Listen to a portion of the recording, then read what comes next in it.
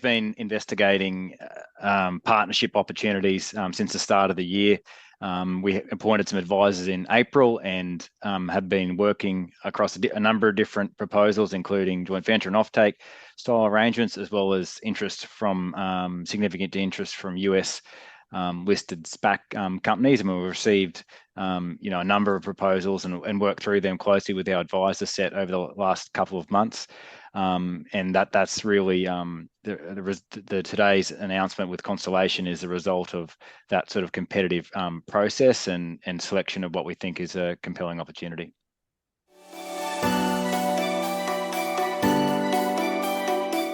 McDermott's a strategic asset that's important to the United States, and part of our strategy has been to gradually Americanize the company and the investor base, and this provides a catalyst to accelerate that strategy. It provides a US listed vehicle with direct exposure to McDermott, potentially provides funding to materially advance the McDermott Lithium project in generating that funding in a less dilutive manner than we can on the ASX. It also provides a better platform for long-term access and enhanced visibility across US capital markets, which are the deepest and most liquid markets in the world.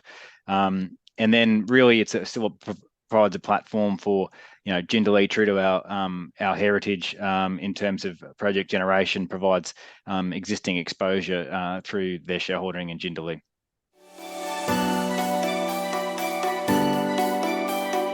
Jindalee will remain an ASX listed company if this transaction completes.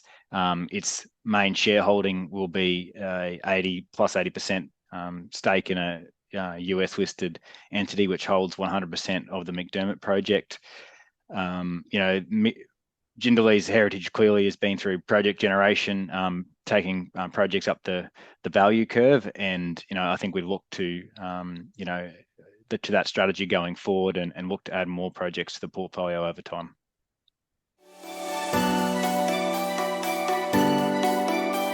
So today we announced the letter of intent, which is at a non-binding stage. What I would say is that we've been working on this for a number of months, and if you were to speak to our counterparts, they'd tell you that this LOI and term sheet is in a lot more detail than would normally be the case in this style of transaction, and that's partly because we've approached this very carefully, but also we're a listed company and have a lot of work's gone into getting to this point. The next step is to reach definitive agreement, which is called a business combination agreement. And so we'll work on that over the coming months with our advisors in the United States.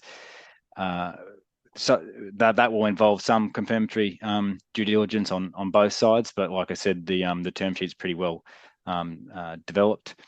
In terms of the process from there, there's once the definitive agreements are reached, there'll be conditions that'll need to be met. The most material will be clearly shareholder approval on both sides of the transaction. There's also regulatory tail end process that is quite some period of time, which is why we're guiding sometime in the first half of next year to have the transaction complete.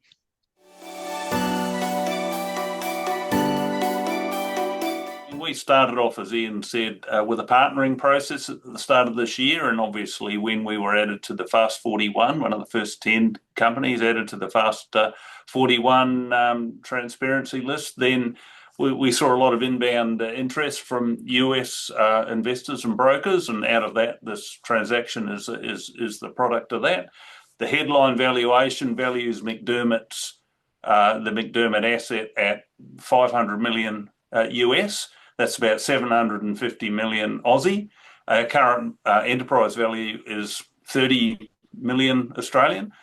So that's a significant uplift in see-through value for the project, and that's and also there's the potential, assuming it does complete, and obviously we're guiding everyone that it's still currently non-binding, and there's a few hurdles along the route, but assuming it does complete, it provides non-dilutive funding for McDermott that otherwise would have to be found by raising it through Jindalee. So effectively, it's like a spin out of McDermott which leaves Jindalee as a listed company, ready to do it all again. So.